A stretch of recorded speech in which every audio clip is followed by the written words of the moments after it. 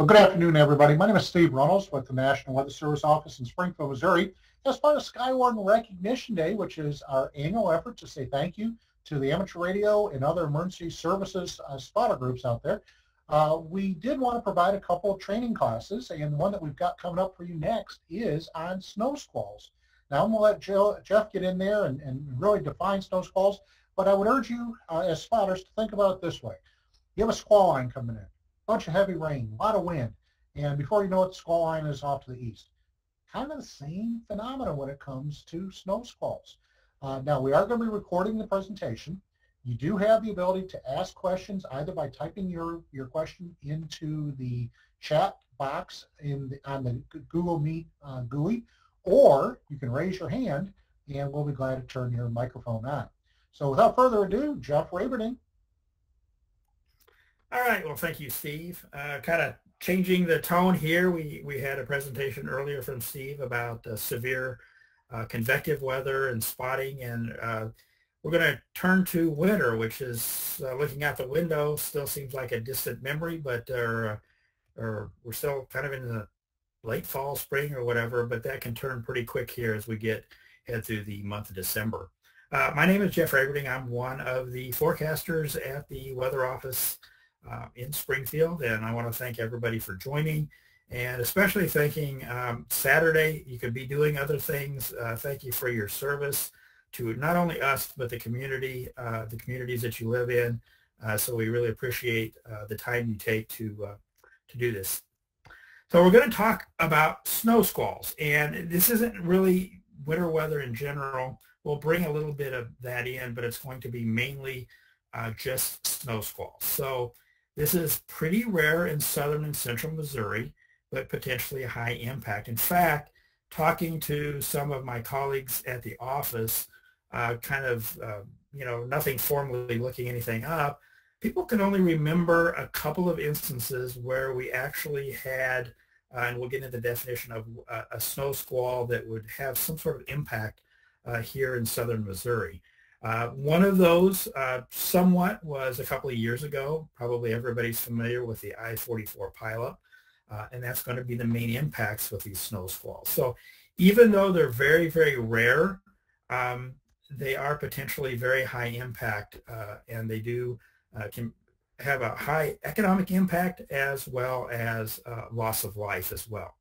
So the reason that we're doing this is because the snow squall, and in particular the snow squall warning, is something that's pretty new that the Weather Service has done. And it really, the warning part of it started in 2018, so it's only about 3 years old. Now, obviously, these are probably more common in the northern or northeast part of the country where they've issued some, but nonetheless, they're important. They can and do impact southern Missouri, so it's always good to be prepared for that. So this presentation, it's going to be about, say, 30 to 45 minutes in length. It's not real long. We're going to really touch the kind of the basics of it. We're going to talk a little bit about what are snow squalls, the dangers and impacts. How do we handle them at the National Weather Service with the products and what those products mean and what you can expect as spotters. We're going to also provide you with some services and tools for you of how we're going to internally and externally message that to not only our partners but also to the public. And then you'll see in this particular case with snow squalls, partner involvement is going to be vital. Probably, I wouldn't say more vital, but we're going to rely on the actual reports and observations, maybe more so than even in convective weather. Remember, in convective weather, a lot of times we have the option of radar indicated. We look at the radar signatures, and we can issue a warning based on that. In the case of snow squalls, we will have the ingredients that we'll be looking at on the radar, but we're going to rely heavily on our partners, on the emergency managers, on MoDOT, on KDOT, on the storm spotters and amateur radio to get those reports back. So we'll go through that. We'll take a little break there where we can have kind of an internal discussion, ask any questions that you might have that I haven't covered or that needs more clarification.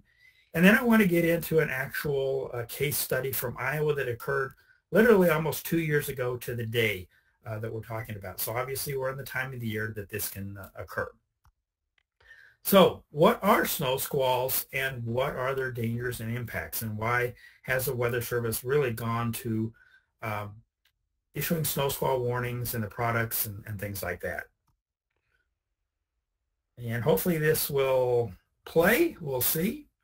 But this was provided actually by I believe it was someone driving a Tesla car, as I recall. But this really shows you the importance of the impacts that they have, and hopefully everything will play okay on this.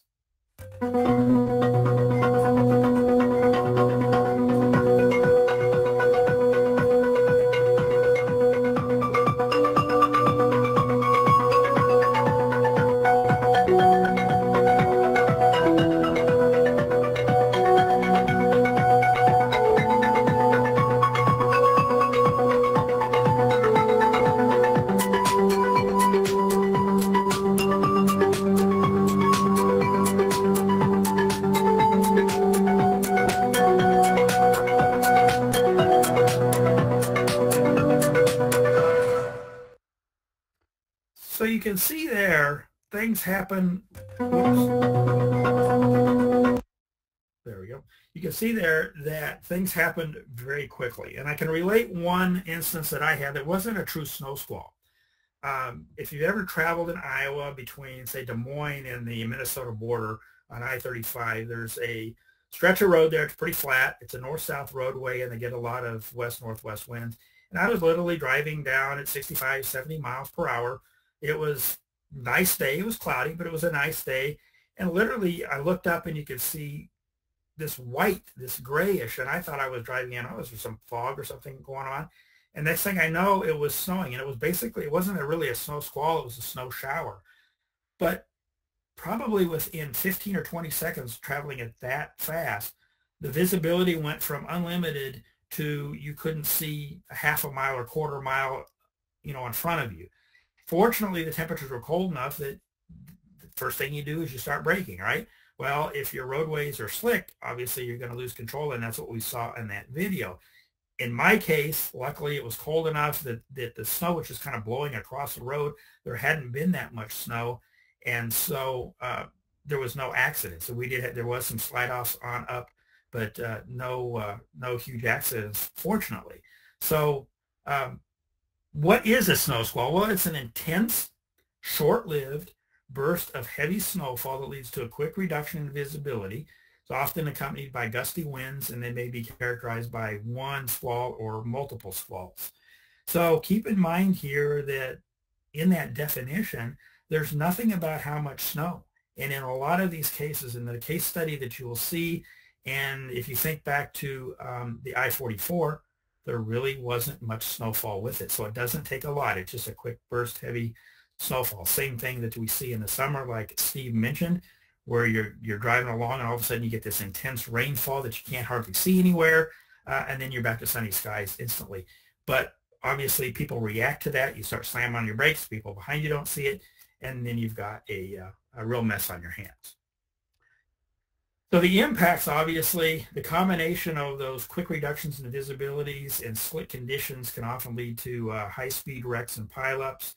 And like I said before, there is an economic impact on interstates because they can be shut down for hours. And I don't recall, but I-44 was shut down a couple of years ago for a number of hours. It created all kinds of headaches.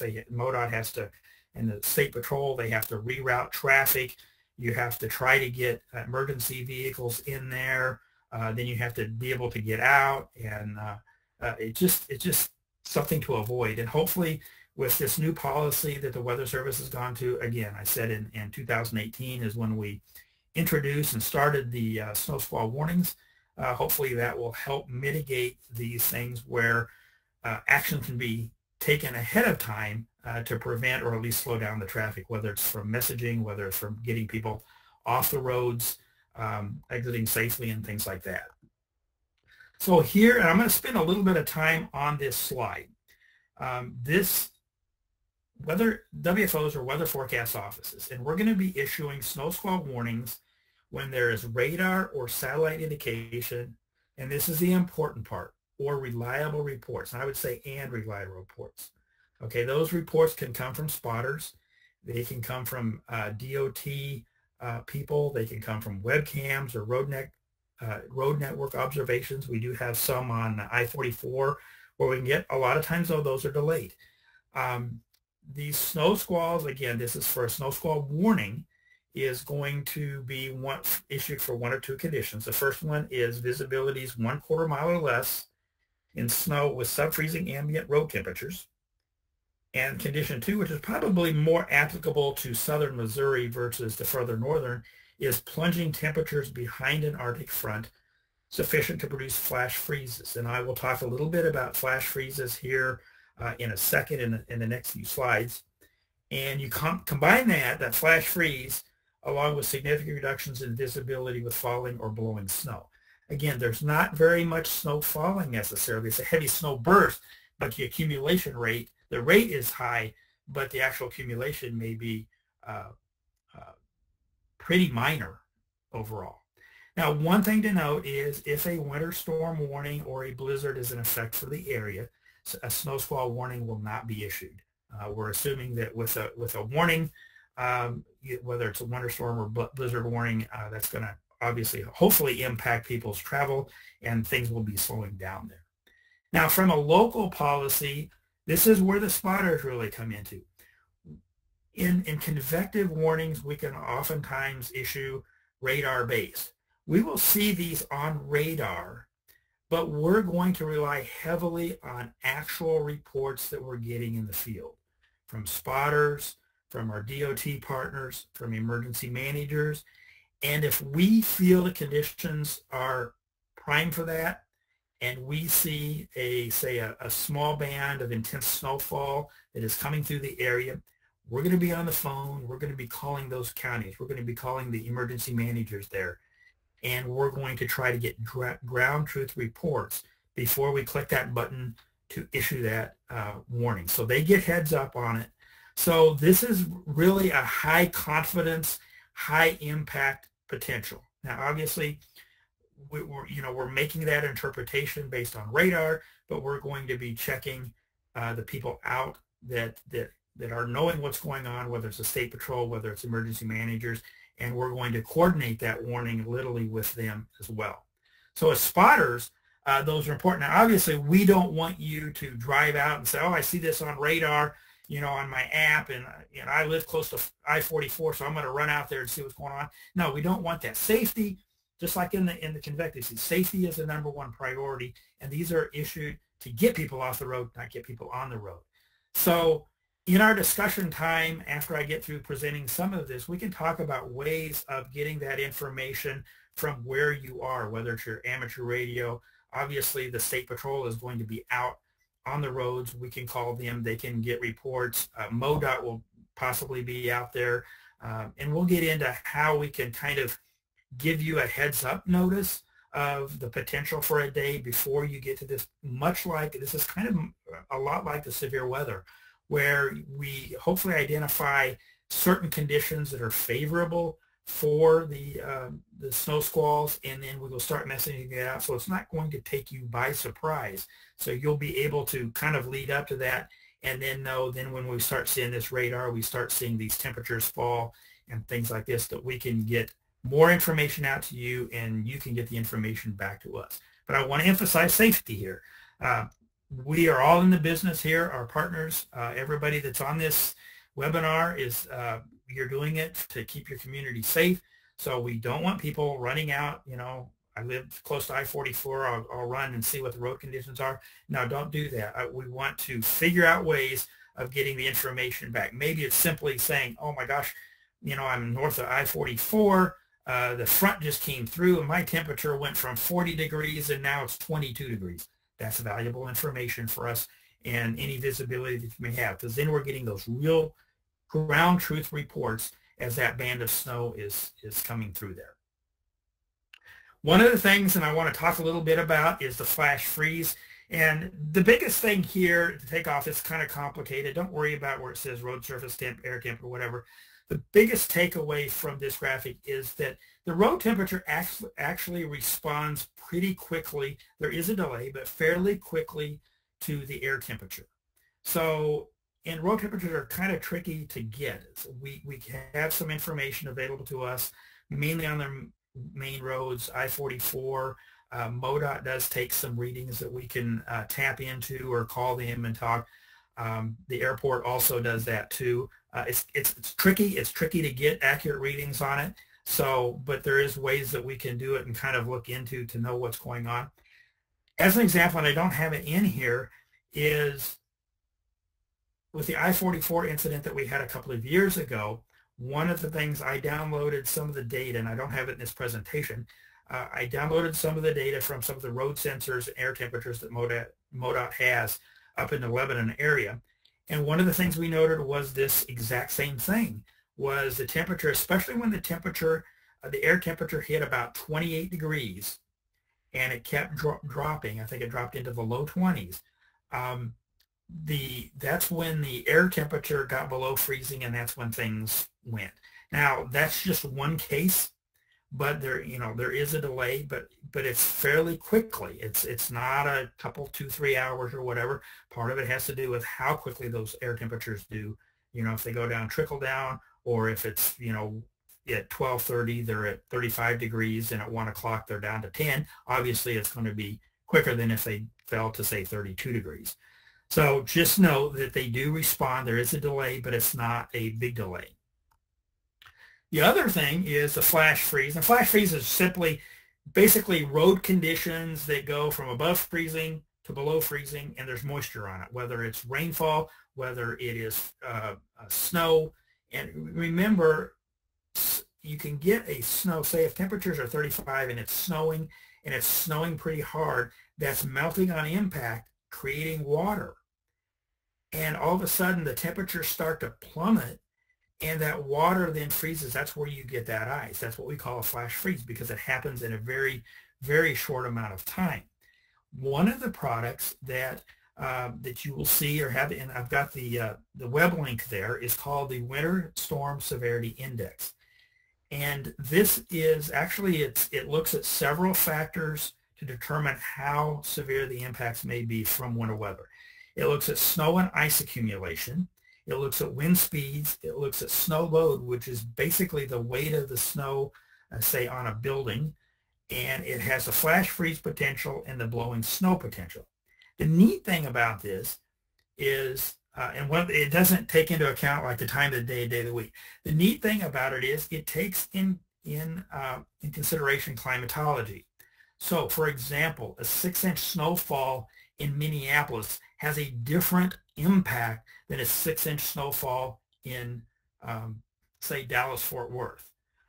So you may have 6 inches of pure snow this winter in the Minneapolis area, and it's going to show a limited or maybe a minor impact type thing, where you have the 6-inch in, for example, Dallas-Fort Worth, and it's going to be colored purple. So one of the components of this, and you can look at these individual components on this, is the flash freeze potential. And so this is taken from our forecast database, and it applies climatology to it, and it looks at our temperatures and things like this, but it's available, so you can look at those days. This is more, you can actually go out, I think it goes out 3 to 4 days, and they've got it longer experimental.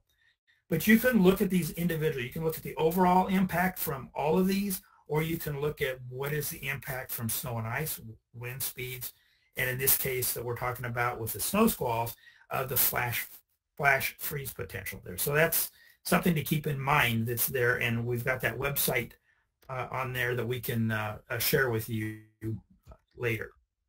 So the two products that we issue on snow squalls are going to be the snow squall warning, talk a little bit about that, and then the special weather statement, and really what the difference is, and you'll see it's mainly on impacts.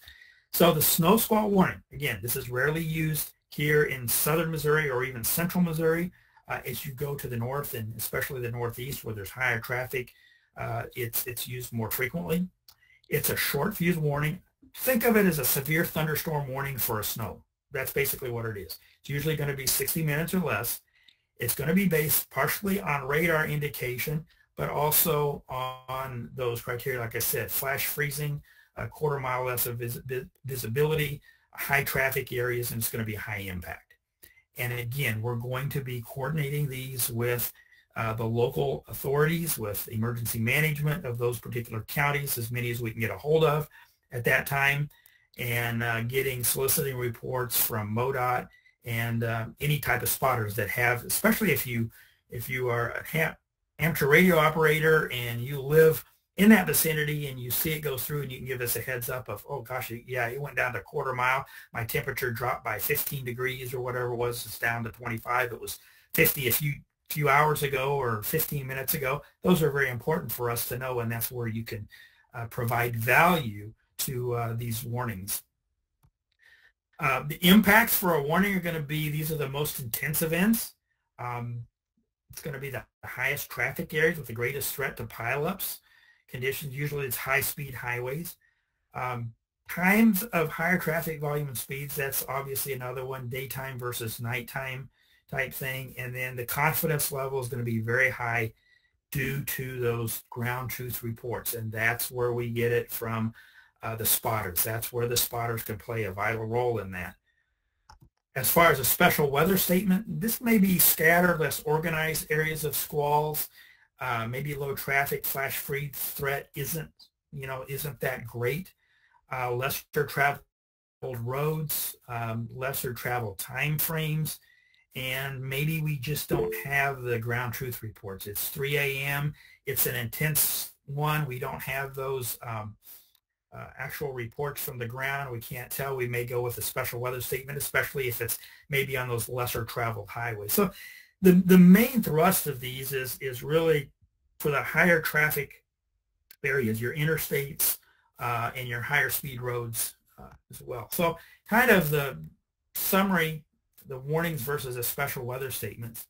The snow squall warning is high impact, usually higher traffic volumes and very high confidence. The special weather statement will be used in less organized, say, snow showers or flash freeze risk is low, lesser traveled roads. One of the things that probably is a big discriminator for us is that flash freeze condition. If we think, because that is so, that impacts travel so much. Think about it. You're driving down the highway at 70 miles per hour and it's dry, and the next thing you know, you're hitting ice, and visibilities are down, and what you do, visibilities go down, you slam on the brakes or you start slowing down, and the next thing you know, you've lost control and people behind you are going to be piling up. So that's probably the biggest discriminator that we have between what's significant and non-significant. And here in southern Missouri, I would say that flash freeze is a higher potential. When you get to the northern tier states and in the Northeast, a lot of times their winter, they set in December and they don't let up, so your road temperatures hardly ever get above freezing. So they don't have that much work. Here, our normal highs, anywhere in January are usually in the 40s, and we've got a higher sun angle. So a lot of times our road temperatures always do start above freezing, and so you have that strong cold front coming through, temperatures plummet, and you've got a band of snow. You've got the right ingredients for snow squalls.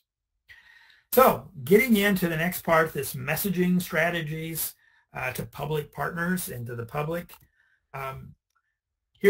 We're kind of in the preseason here. It's still nice outside. I've got another presentation here on this exact same presentation coming up on Thursday. So we're meeting with local and state partners, educating on what we do and how they can help us. Hopefully, as we get in, and this is very much like if you're very familiar with our convective outlooks and things like this, it's kind of a mirror image. It's just winter weather versus convective weather. So 1 to 3 days in advance, hopefully we'll be able to identify certain criteria that looks like snow squalls are possible that day.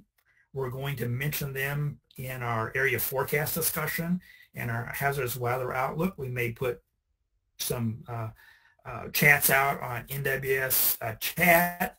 Depending on the confidence level in that, we may do some email or a DSS packet, a situation report type thing. And but it gives you a heads up that this is the day. It's not going to give a timing of it. It's going to say, you know, this is when we're expecting it. The ingredients are coming together that looks favorable for that. Once we get into the 24 hours or less, we start getting into these smaller scale features where some of our models can start discriminating in these smaller scale excuse me, details. Then we're going to possibly do briefings to state and local partners. We may issue a heads up SPS. I don't see that happening here. I can't say it won't happen. Again, everything is rare here. We have yet to do this since we've started in 2018. But we will increase our social media messaging. And so there will be some social media blasts going out and some safety graphics and things to for people to keep aware of and to know about. And then obviously when you get in, just like with severe weather, you get into that 0 to 1 hour time frame, you start to see the snow squalls on radar. We do issue the same software called WarnGen that Steve mentioned with our severe thunderstorm and tornado warnings. It's the same software that we're going to use. We draw that polygon out for the affected area ahead of that line coming in. We'll coordinate with our emergency managers, with DOT. Again, the confidence level's high. Push that button and it's out the door. There's no taking it back. And then, just like in the convective weather, we're going to be communicating this through NWS chat and, again, through social media and social media posts as well.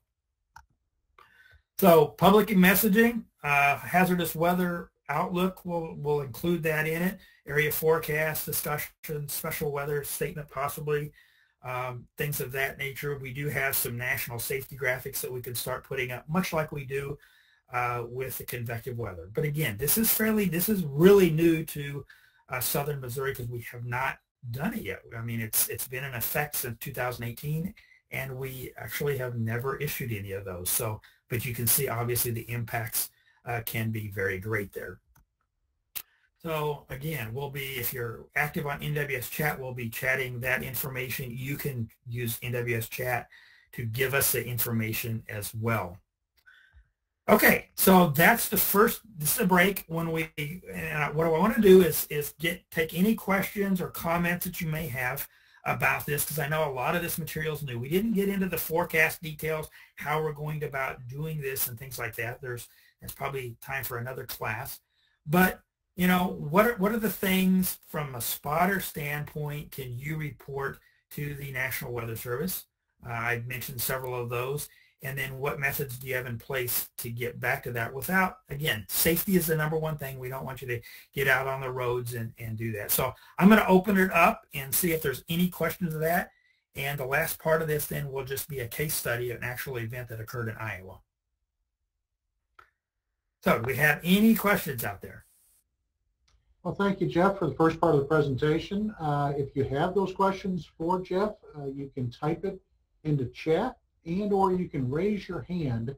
You know, he's presented a pretty good explanation of snow squalls. What is your thought? What goes through your mind when it comes to the threats associated with the snow squall here in the Ozarks? And perhaps I may also add, how do you think spotters can play a role in everybody's situational awareness when it comes to snow squalls?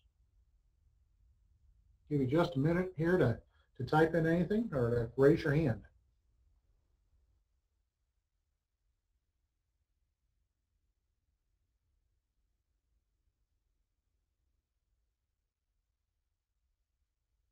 Hey, Jeff, I got a question for you. I know you said you're going to get into a little bit more on the science side, but ultimately, how comfortable are you with our ability to see these things in advance, or how much lead time do you think the Weather Service can provide an indication that snow squalls are coming? I think we'll be able to identify probably maybe a couple of days in advance that the potential is there. A lot of this snow squall is very low levels in the atmosphere. So it's in that low level shear or low level instability and things like this. Some of the, as you get into the meso model, you know, our short-term models will have a better idea. But I think some of these high-res models can do a pretty good job. So I think a couple of days out we can identify that the potential is there. Whether it's realized or not, the potential is there. So I think we can do that, but it's going to be in a very broad term. It's really not going to be until probably the morning of or the day of, within 24 hours before we really get into specifics that have a higher confidence. I thank you for that. And we do have a couple of comments and questions. Patty says, many spotters have weather stations.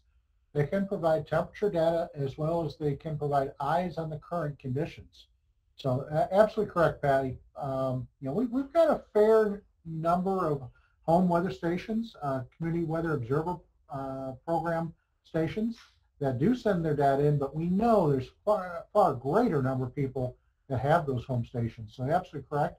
And then Ellen, as far as where spotters can play a role is sending real-time reports of flash freeze so that the public will hopefully reduce their speed and traffic. Absolutely, Ellen.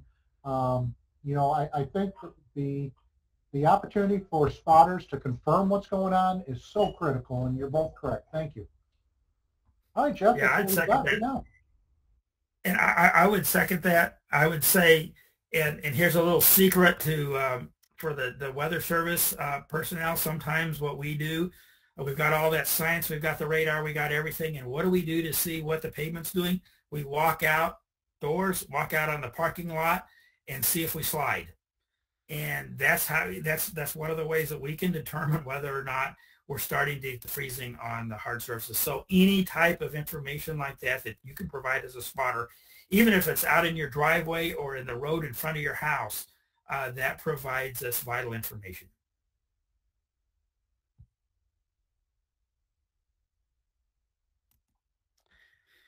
Okay, so let's start into the next phase, which is an actual case study.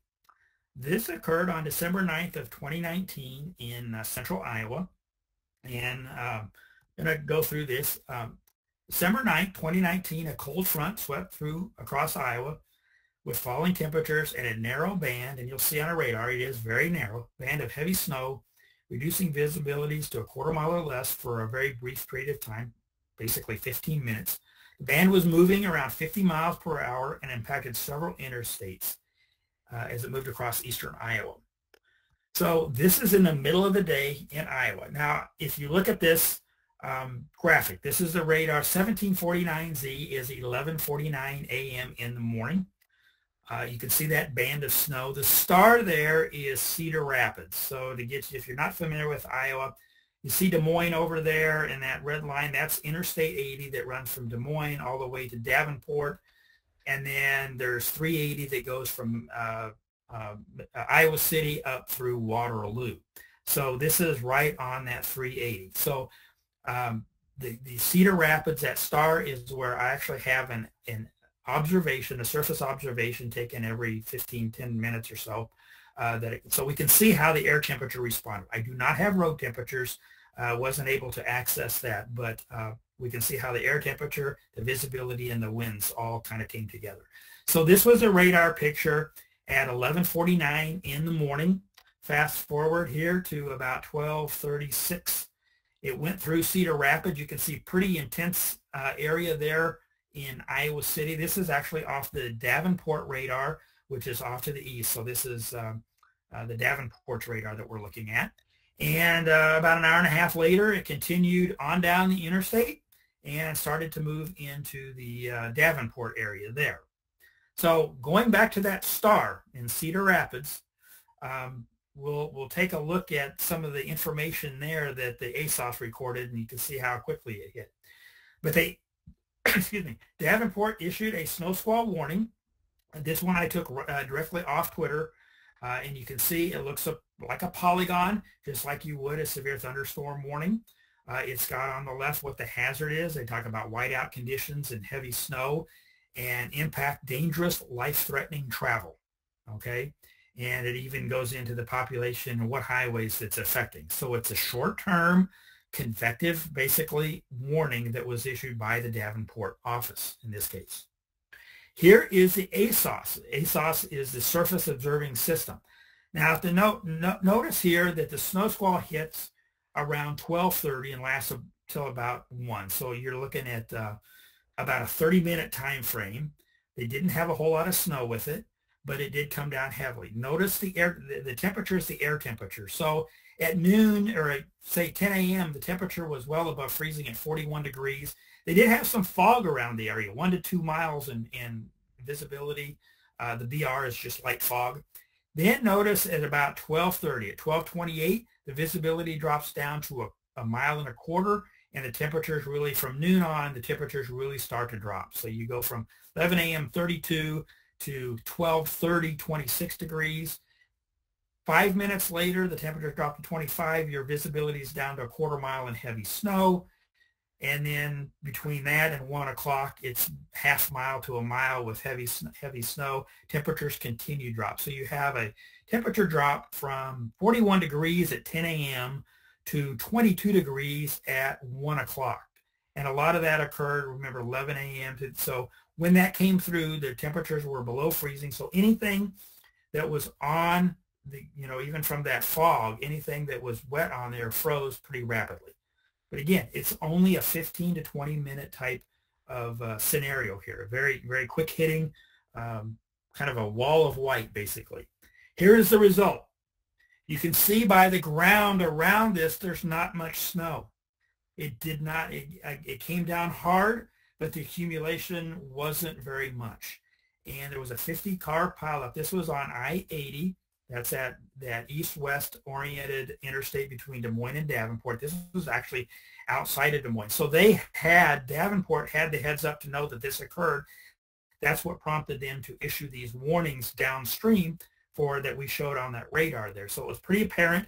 They got those reports of that, but you can see here, obviously, it created a mess of a pileup and things like that, much like we saw on that video that I showed at the very beginning of this.